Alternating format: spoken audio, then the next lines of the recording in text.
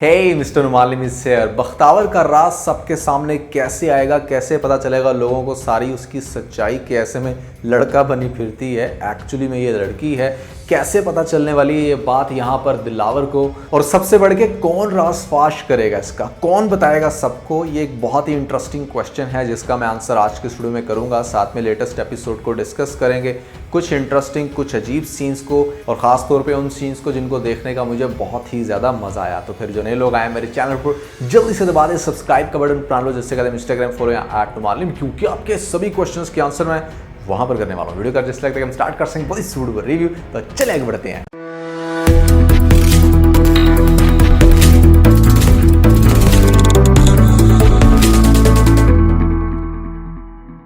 सबसे पहले तो भैया इमर्स से कि यमुना आज़ादी की एक्टिंग बहुत ही कमाल की है। अटेंशन टू डिटेल भी इस ड्रामे के अंदर डाली गई है। जैसे आपको वो सीन याद होगा कि जहाँ पर वो उसका कार्ड पकड़कर बहुत ही ज़्यादा सोच रही होती है। अब यहाँ पर रियल मायनों में कोई लड़का होता तो शायद वो इतना ज़्यादा किसी लड़के के कार्ड देने पे खुश ना होता। ठीक है, उसे जॉब की खुशी होती, लेकिन ऐसे उसकी यादों में ना होता।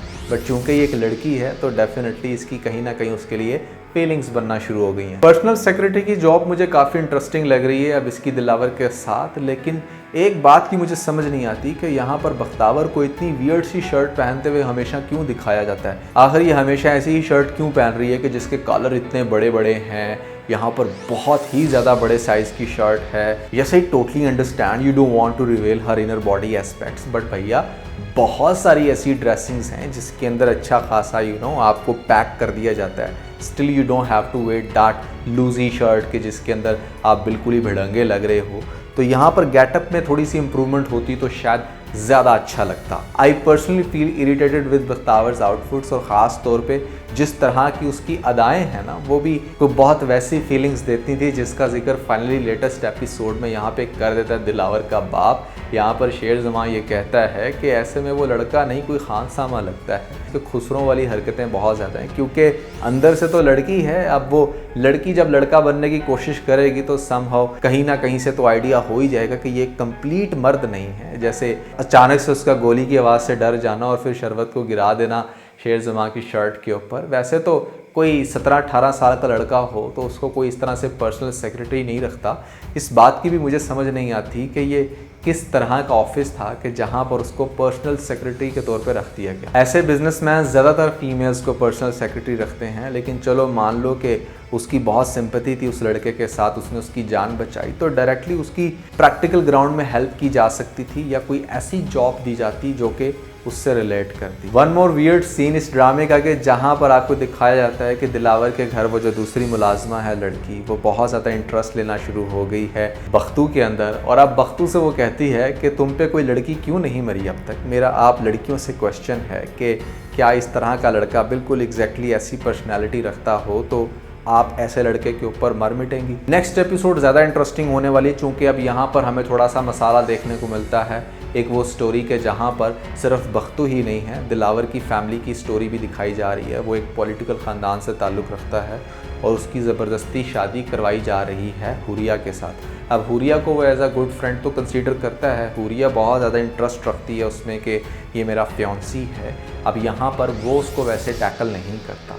जब उसको ये कहेगा कि मुझे लगता है कि तुम मजाक कर रही हो, I am not going to be your fiancee, तो वो ये बात जाकर करेगी अपने फादर से। उसका बाप ये कहेगा कि डोंट वरी, ये जो पॉलिटिकल ख़ानदान होते हैं इनकी रस्सियाँ एक दूसरे के हाथ में होती हैं, तो मैं कुछ ऐसा ज़रूर करूँगा कि जिससे शेर ज़मान की यानी कि दिलावर के बाप की ये मजबूरी बन जाएगी कि वो तुम्हारी शादी ही करवाए अपने बेटे से।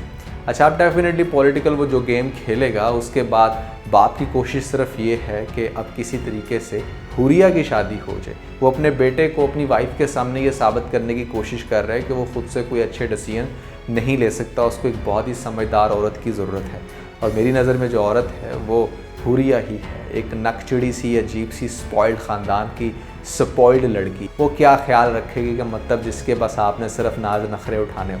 अच्छा, मैं साथ साथ लड़कियों को ज़रूर समझाना चाहूँगा, इस तरह का एटीट्यूड आप लोगों को कभी भी नहीं रखना चाहिए अगर आप अपनी लाइफ के अंदर एक अच्छा पार्टनर चाहते हो। तो मैनी रीजंस आपको बहुत सारे ड्रामास में दिखाया भी ये जाता है। इस ड्रामे में भी आप लोग यही देखोगे कि इवेंचुअली किस तरह से ये जो हुरिया है इस बेचारी की अपनी नफरत इसके गले पड़ जाएगी, ये मैं आपको थोड़ा सा आगे जाके बताता हूँ। अब जब यहाँ पर डायरेक्टली इनकार कर रहा है दिलावर, वो नहीं करना चाहता हुरिया के साथ शादी, तो जब आप ऐसी लड़की का प्रपोजल रिजेक्ट करते हो तो वो बहुत ज़्यादा आपके अंदर मज़ीद घुस जाती है, या वो आपको देखना शुरू हो जाती है कि आखिर ऐसी क्या मजबूरी बनी, ये मुझे क्यों इग्नोर कर रहे हैं। एक तो ये देखेगी कि ये बहुत ज़्यादा अटैच्ड है अपने इस सेक्रेटरी के साथ। अब ये जो सेक्रेटरी है इसका बख्तू, अब बख्तू एक बड़ा टैलेंटेड सा बच्चा बना दिया गया इस ड्रामे के अंदर, जिससे इवेंचुअली वो इम्प्रेस तो हो रहा है, लेकिन उसके साथ उसका एक बड़ा इमोशनल कनेक्शन भी है। एक तो उसकी जान बचाने की वजह से, और दूसरा अब जो प्रैक्टिकल ग्राउंड में उसकी कितनी हेल्प कर रहा है उसके ऑफिस में आके। अब इस सारी चीज़ के बाद जब बहुत ज़्यादा डायरेक्टली कनेक्शन बन जाएगा इसका बख्तू के साथ, तो वहाँ पर आपको दिखाया जाता है कि जो मालिक मुकान है वो बख्तावर के अंदर बहुत इंटरेस्ट ले रहा है। उसकी ये कोशिश है कि मेरी दूसरी शादी अब बख्तावर से हो जाए।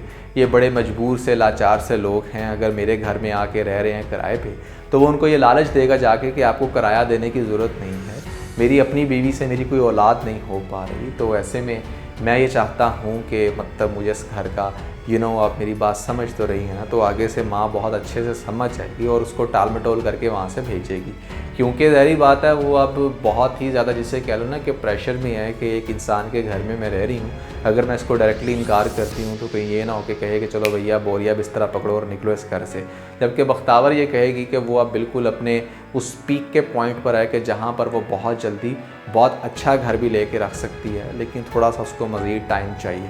लेकिन इसी टाइम के अंदर एक बहुत बड़ी कहानी डलने वाली है। आपने देखा कि महल्ले का शीदा भी चूँकि बहुत ज़्यादा पड़ा हुआ पीछे बख्तावर के, तो ऐसे में वो अपनी अम्मी को भी भेज सकता है बख्तावर की माँ के पास। तो जब बख्तावर की माँ के पास शीदे की माँ आएगी तो वो आके देखेगी कि इनके घर तो ना कोई लड़का है ना लड़की, तो वो बड़ी हैरान होगी और जाकर बताएगी शीदे को कि उनके घर तो कोई लड़की थी ही नहीं। तो फिर शीदा बैठ के सोचेगा कि इनके घर से कौन निकला था सुबह, तो उसका वहाँ पर शक पड़ेगा कि मतलब ऐसे में ये बख्तू तो घर से निकला है, लेकिन इसकी बहन को तो घर में ही होना चाहिए। तो फिर जिस टाइम बख्तू घर में चला जाएगा, शायद उस टाइम दोबारा से शीदा अपनी माँ को भेजे और उसकी माँ के बताए कि भैया वहाँ पर सिर्फ एक ही है और वो बख्तावर है, कोई बख्तू वगैरह नहीं है।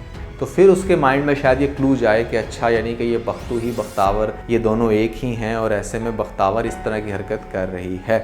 तो मतलब कहने का ये है कि अब इस चीज़ को वो बहुत ही ज़्यादा फ़ायदा उठाने के लिए उसको रास्ते में रोक के उसकी आइडेंटिटी को देखने की कोशिश करेगा, उसको उस तरह से छेड़ने की कोशिश करेगा, तो आइडिया हो जाएगा शीदे को कि ये असल में लड़की है। तो मुझे पर्सनली ऐसा लगता है कि यहाँ पर शीदा इस टाइम बहुत ज़्यादा जेलस है कि बख्तावर जो है वो जॉब कर रही है लड़का बन के एक बहुत ही बड़े ऑफिस में।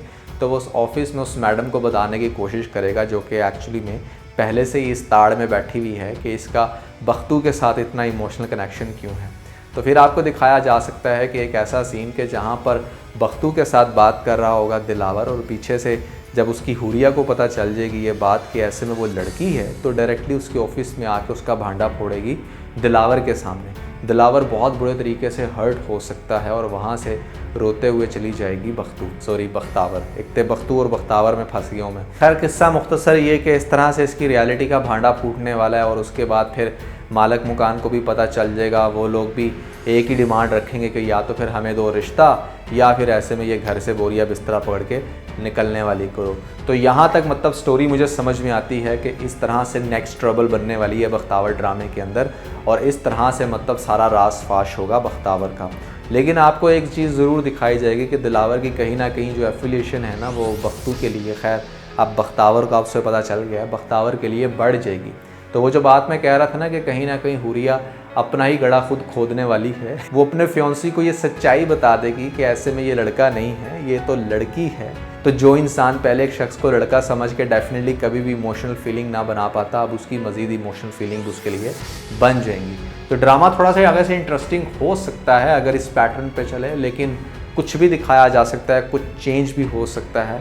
आप लोगों को क्या लगता है, क्या स्टोरी किस तरह से चलेगी, ज़रूर बताइएगा नीचे मुझे कमेंट सेक्शन में। तो दोस्तों मैंने आप लोगों को बताई है पाकिस्तानी ड्रामों की ऐसी 5 अदाकाराएं जो कि सीनियर हैं, माँ का, बड़ी बहन का या सास का रोल प्ले करती हैं, लेकिन दिखने में काफ़ी अट्रैक्टिव हैं। कौन सी हैं ये लेडीज़ भैया, अगर आप लोगों ने लिस्ट नहीं देखी तो ऊपर लिंक मिल जाएगा, जल्दी से लिंक पे क्लिक करके वीडियो देख के अपना फीडबैक मुझे ज़रूर दीजिएगा। तो आज से बस इतना। अगर आपको इस वीडियो के अंदर कोई एक पॉइंट अच्छा लगा तो इस वीडियो को लाइक जरूर कीजिएगा और अपने दोस्तों के साथ ज़्यादा से ज़्यादा वीडियो को शेयर करने की कोशिश करें, स्पेशली उन दोस्तों के साथ जो पाकिस्तानी ड्रामास के बहुत बड़े फ़ैन हैं। वीडियो अच्छी लगी तो सब्सक्राइब बटन के ऊपर जरूर क्लिक कीजिएगा और कमेंट सेक्शन में मुझे अपना फीडबैक देना मत भूलिएगा। और ये सारे काम करने के बाद आप बेल आइकन को जरूर प्रेस कर लीजिएगा ताकि लेटेस्ट अपडेट आप लोगों को सबसे पहले मिल सकें। इसके साथ में बहुत सारा ख्याल रखें। Stay motivated and God bless you.